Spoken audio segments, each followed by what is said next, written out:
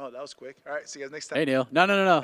Yeah, we just got to make sure the cameras are on, So after the win in Jacksonville, this fight with Ian Gary was something you were interested in. And while he feels he got what he wanted, you could technically say that you kind of got what you wanted too. So how did you react to getting the call to step in on short notice and fight Ian? Man, it was great. I mean, even before I got the call, I was preparing for this fight anyway. I was initially supposed to be here just coaching this weekend for Austin Hubbard. So when the offer came through to actually fight this week, I was like, hell yeah, that's just icing on the cake for me. Because I knew the matchup was on the card. Something I've always done throughout my UFC career is always watch the upcoming fights to just kind of be ready in case one fight were to shift one way or another. So we had to jump in and take advantage of a short notice opportunity. And for this fight, I was kind of doing the same. I remember jokingly telling Austin, hey man, I know I'm going to be there for your fight on August 19th or whatever, but just in case, I'm keeping my weight low in case something happens or whatever. And sure enough, I got the call within about 7 days to take the fight, and I was stoked for it. Like, hell yeah, let's go. Let's make it happen. Ian, as you probably know, has said a lot. He's done a lot in the build to not just this fight with you, but even with Jeff. He wore the mugshot T-shirt, said he's sort of carrying this card in the build to it. He's the biggest star on it. It's not technically the way you promote and sell fights, but what do you make of the way Ian has been kind of promoting and the trash talk, stuff like that? How do you feel about it? I feel great. He's doing what he has to do to sell the card. At the end of the day, he's promoting the card. There's going to be an ass whooping that takes place on Saturday night. I'll be very happy to give him that ass whooping. So he wants to carry on and wear mug shots and do whatever else. Great, have at it. Do all the work. Go out there, do what you got to do. But come Saturday night, I'm going to have a time of my life when the beating on him. So I'm looking forward to that part. He respects that you have such longevity in the sport, that you've had 30 or so UFC fights, but he feels like this is not going to be a competitive fight at all. He's going to manipulate you. He put the palm out in the air, and said you're just going to kind of walk into it, and he's going to do whatever he tells you to do, essentially. Your response to that, and where your confidence is at stylistically with Ian? I feel great. I mean, honestly, over the years, I've done this literally dozens of times. I mean, this is not my first rodeo fighting a guy who's undefeated, a younger opponent, whatever else you can name it. I've been there, done that kind of thing. So he should have all the confidence in the world. He should feel he's to come in there and have a great night. It's up to me to go out there and like literally show him like, no, you made a huge mistake. Got a lot of growing to do. Put a beating on him. I mean, there's like. There's almost like different levels to assholes that come out. There's the whooping that you give somebody in high school, like, or in grade school. So when he tough on my mom, and you put the beat him on there. And there's a whooping that you give your son now, like to kind of teach him life a little bit. And being a father, I've become quite accustomed to that kind of whooping now, and that's kind of whooping I'm looking forward to giving on Saturday. I mean, I know he's out there, he's very cocky, he's feeling himself, everything else like that. But every once in a while, his dad, you got to step in like, hey, settle down, son. I got this. You got some growing to do. I'm looking forward to go out there doing just that. I want to ask you about this because we talked about how much of a veteran you are in the UFC, and last month we found out that Michel Pereira missed weight in preparation for his fight with Stephen Thompson, and Stephen made the choice to just not fight him because he had been through that before with Darren Till, and he lost a close split decision, didn't really want to do that again at this point in his career. What did you think about that? About Stephen just saying, nah, thanks, but no thanks? I mean, you're talking to a guy who tried to fight Daniel Cormier on a week's notice. So for me to turn down a fight for 3 pounds, like, just something that's not going to happen. But at the end of the day, to each his own. Every man is different. If he felt like it wasn't the right decision for him to make at this point in his career for his own longevity, his own whatever, more power to him. But, like, is this one of those things that it's very difficult where and it's at the end of the day, I want to be a fighter's fighter. Like, you know what I mean? Like, if a fighter makes a choice that's best for him, I want to be able to support that decision no matter what, especially when it comes to, like, how you view it in the public and that kind of thing. So if he made a decision to not fight because he felt that it would be something that was going to work against him because of the weight discrepancy, whatever else it may be, I wouldn't be able to support that. But as a fighter myself, it's a very hard decision for me to see myself making where I would turn down a fight because of 3 pounds. Last thing for me, I know you're focused on Ian and focused on your fight on Saturday, but big fight in the main event, Aljamain Sterling versus Sean O'Malley. Put the analyst hat on. Your thoughts on the matchup? Who do you think gets it done?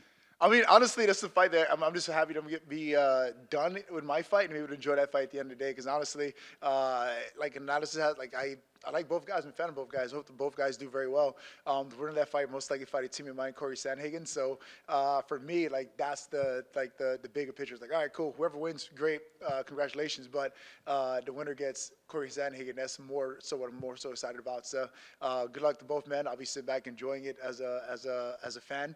Hope they go out there and have a great fight. Neil, over here to your left. Neil, over to your left. On the left.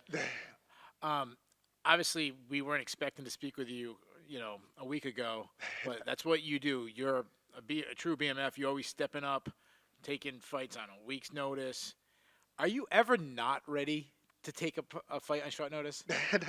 I mean, honestly, like the question would be, am I ever actually ready for a fight? Like I know this fight came together on a week's notice, but in reality, based off everything else that took place in my life over the last 7 months or so, I feel like I'm better prepared for this fight than I was my last two fights earlier this year.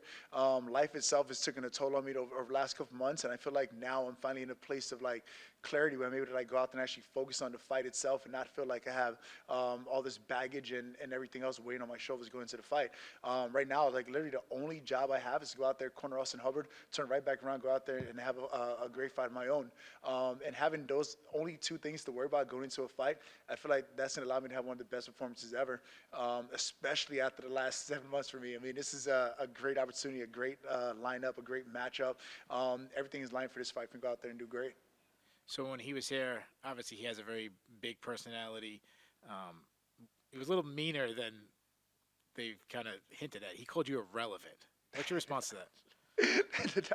I mean, to each his own. Say what you want to say, but Saturday night I'm going to literally, I won't even say beat. I'm going to spank that ass. It's literally look like a dad taking to his son. That's what it's gonna look like, and like it kind of excites me. Like you know what I mean? Like it's one of those things. Like everyone's only as good as the last fight. My last fight was split decision win. So I'm sure some people sit back and look at it like, oh, like that fight wasn't the greatest. The fight was this, the fight was that. But at the end of the day, like I know what I was going through during that time through that fight, and I know how much that fight meant to me. I know where I'm at mentally now and what I'm capable of. And Saturday night is going to be almost hysterical watching him cry. Like it's gonna be that fun for me. Like it's gonna be a great opportunity.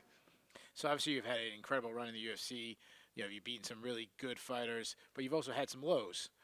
What do you think you have to do so you have a lot more of those highs and less of the lows? The biggest thing, just getting my life in line across the board. I mean, there's no way I can like live one way outside of the gym, outside my professional career, and then like not expect those things to take a toll on what I'm gonna perform like on fight night. I mean, some of the things that I've had to overcome throughout fight weeks or even going into a fight, like most people are cashing their chips, nonetheless, not even like want to show up and actually compete that day. But I fought through it all, and I fought through some of the lowest of lows, and it's like it has nothing to do with the fight itself. I mean, at the end of the day, I've been knocked out, I've been choked out, I've lost a decision, I lost every possible you can think of.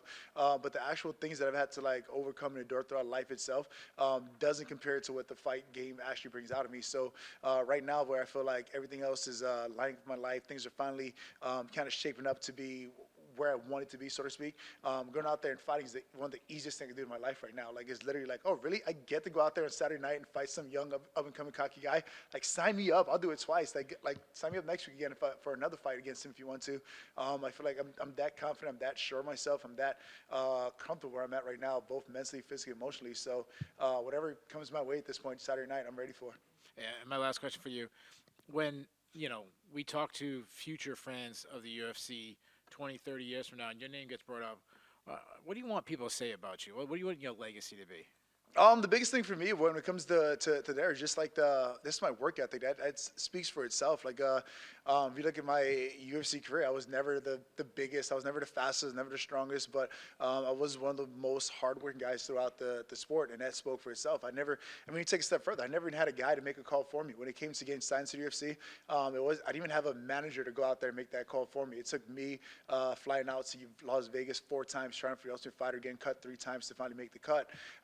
And get an opportunity to do it. So like just how consistent I've been over the years, how hard I was willing to work, and how much I was willing to endure to get to where I'm at now is the biggest takeaway for me. So it's not necessarily like who you know or anything else like that. It's just how hard you're willing to go out there and chase what is it you want.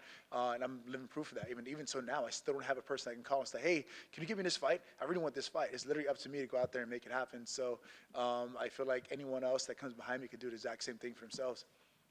Thank you. Good luck. And done. Cool. Thank you, guys.